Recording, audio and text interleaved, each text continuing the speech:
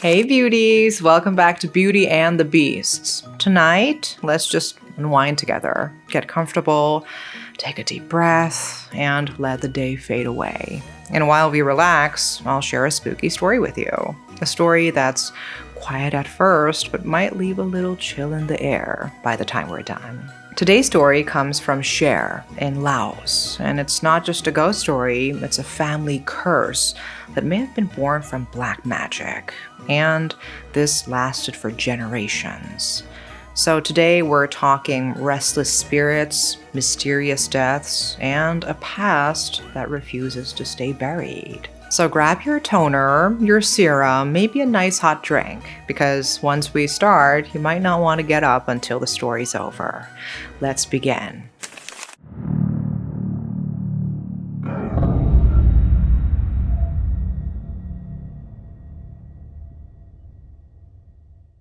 You know, in many parts of Southeast Asia, long before Buddhism, Hinduism, Christianity, or Islam arrived, people followed something else entirely. They practiced animism, believing everything around them had a spirit. The wind, the river, the forest, even a tree you passed every day.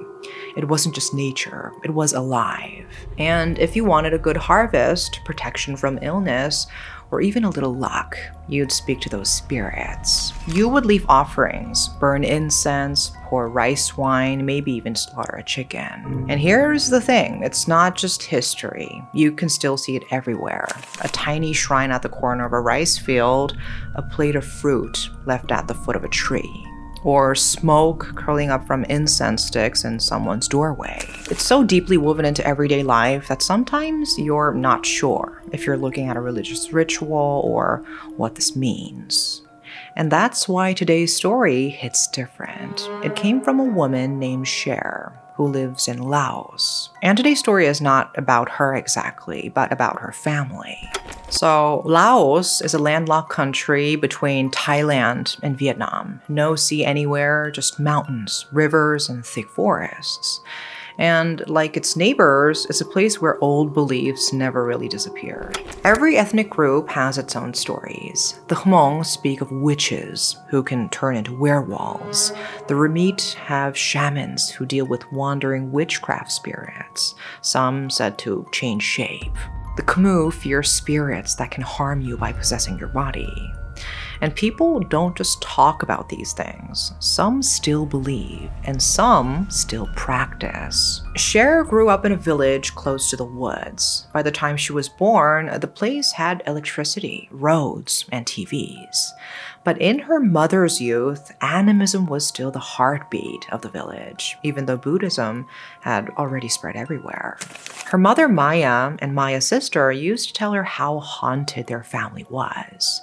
Not just spooky stories haunted, but the kind of cursed where even distant relatives cut ties, afraid the bad luck would spread to them.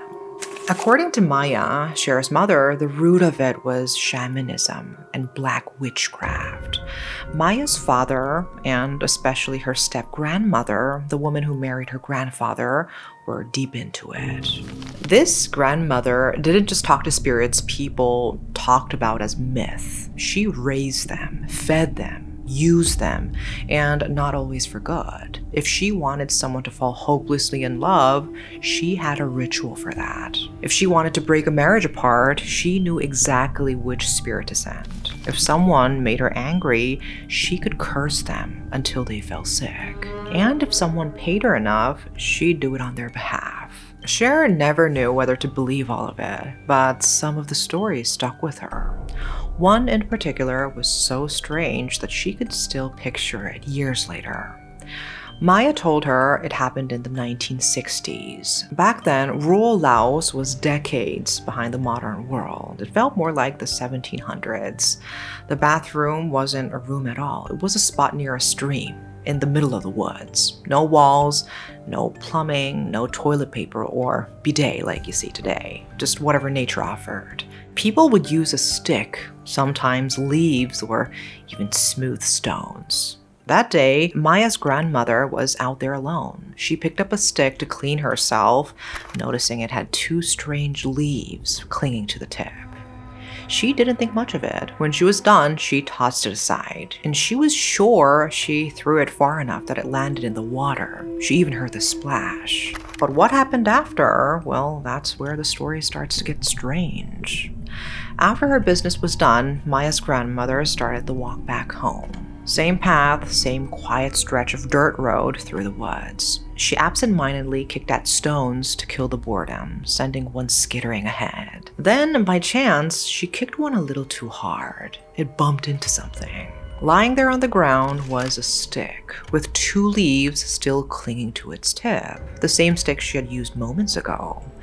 And she didn't even flinch. She knew exactly why it was there. This wasn't the first time it had happened. Objects she'd left behind, sometimes in faraway places, would suddenly show up again in her path. She'd long suspected it was the spirits she kept. They weren't shy about playing tricks on her. Sometimes it was harmless, sometimes it was harassment, and usually it was simply because they were bored. But that day, she wasn't in the mood. She scowled at the stick and muttered into the air, telling the spirit to cut it out. When Maya told the story years later, she guessed her grandmother's magic must have been faltering. In spirit keeping, especially in the kind of black magic her grandmother practiced, control is everything. If you simply ask a spirit for help, it's a short-term bargain. Once the task is done, they leave, and you owe them nothing more. But keeping a spirit, that's a lifetime contract. You have to feed them, house them, entertain them. If you neglect them, they can turn on you. And they say that some people go mad trying to keep their spirits happy. And Maya's grandmother, well, people thought that she did go mad in the end. When she finally died, that's when things really spiraled. The family's home began to feel wrong. Neighbors walking past at night would say they felt watched, like someone was peering from the shadows, eyes tracking their every step. Then came the animals. Maya's grandfather kept chickens and pigs. One by one, they started dying, always after making a racket in the middle of the night. It wasn't foxes or wild dogs. The bodies told a different story. The chicken coop and pig pen would be splattered with blood. The animals' throats were torn, but not eaten, just mangled and chewed. And there were footprints, tiny ones, infant-sized, pressed into the dirt around the pens. Maya couldn't shake the feeling that it was her grandmother's doing. The wounds didn't look like they came from claws or teeth meant for hunting. They looked human. And before she died, her grandmother barely had any teeth left. Just enough, perhaps, to rip and chew in exactly that way. One night, her grandfather finally snapped. Heartbroken over the animals and furious at whatever was killing them, he grabbed his shotgun and stepped outside. In the dark, he fired into the empty air, round after round, at anything that might be lurking, unseen. And it seemed to work. For a while, the killing stopped. But then came the dreams. Night after night, her grandmother appeared. Her face was twisted with disappointment. "Because of what you did," she told him. "I can't find food anymore. Now you will pay the price." She swore the family would suffer just as she had. From that point on, it felt like the curse took hold. Everything her grandfather touched turned bad. Misfortune followed him. Relatives began to avoid the family entirely, afraid even speaking to them would invite disaster. Eventually, even he kept his distance from his own kin. Guilt gnawed at him, but so did fear. Then came the worst blow. Maya's younger sister, only 7 years old, died from what was recorded as a drug overdose. And didn't make sense. How could a child that age take her own life like that? But that was the official story. Maya believed it was the curse. After that, her grandfather made one rule. No one in the family was to speak about ghosts, spirits, or anything of the sort ever again. Maya once told her daughter Cher about a night when she was little. She had been begging her father, Cher's grandfather, for a scary bedtime story. He kept shaking his head, saying no. But then, clear as day, another voice joined in. It was a whisper. "Dad, tell us a story." The voice was his late daughter's. He froze, looked around the room, and no one was there. Inside, he was terrified, but he didn't want to show fear in front of his children. And Maya swore that wasn't the only time her dead sister's voice came back. Sometimes, other voices joined in. Spirits, she said, that her grandmother had once kept. Creatures bound to her by black magic, now wandering without a master. The family couldn't take it anymore. They started moving, one place, then another, always hoping to leave the haunting behind. In some cultures of Southeast Asia, like among the Hmong, there is a belief that if a bad spirit has attached itself to you, you can trick it by changing your name. The spirit searches for the person it knew, but finds no one by that name, and so it leaves you alone. Cher's family tried it. When they moved to a different village, they found a family willing to take them in for a while.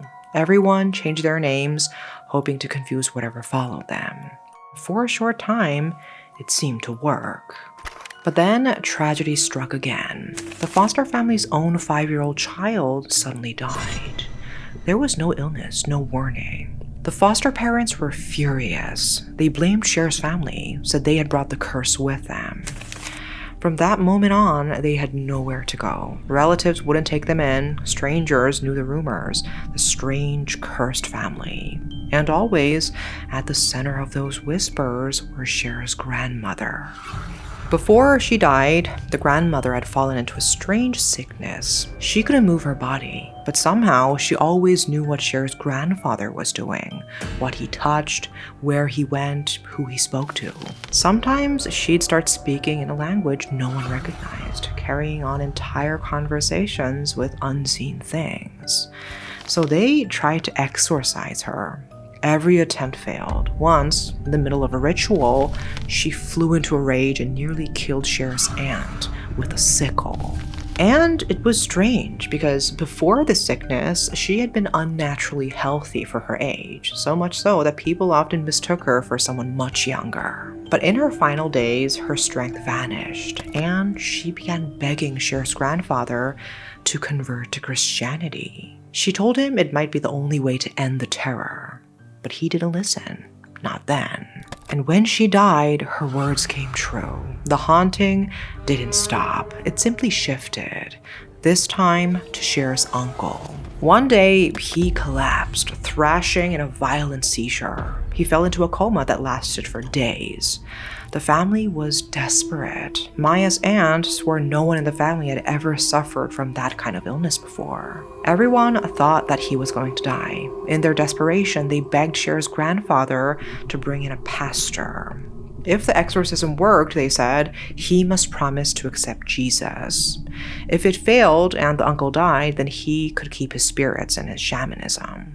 The pastor arrived quietly one afternoon, carrying only his Bible and a small wooden cross. No one knew how long he prayed. Hours seemed to blur together. He prayed over Cher's uncle, over every room in the house, over the family itself. And then the uncle opened his eyes.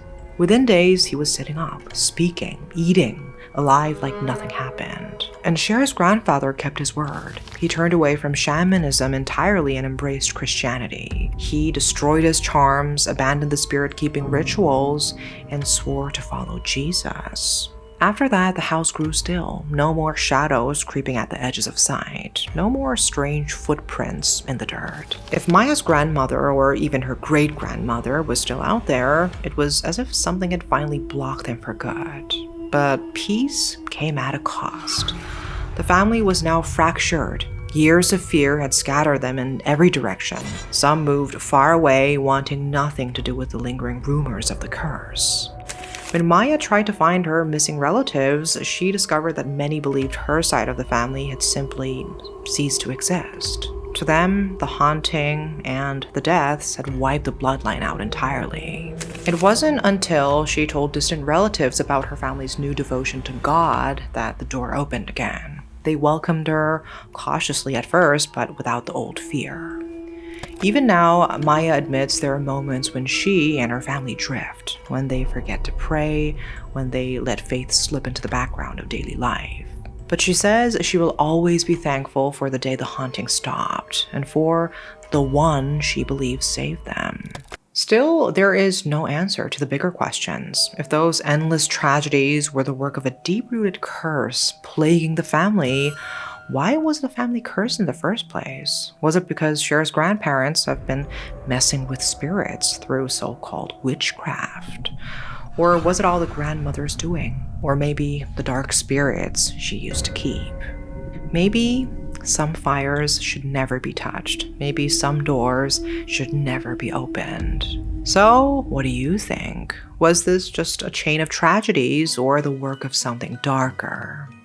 One thing's for sure, stories like this remind us that you never, ever play with spirits. If there's something out there you can't explain, don't call to it, don't challenge it. Just walk away and never look back.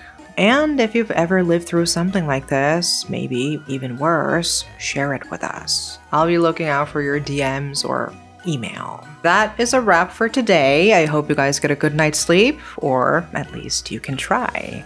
Okay, bye-bye, guys.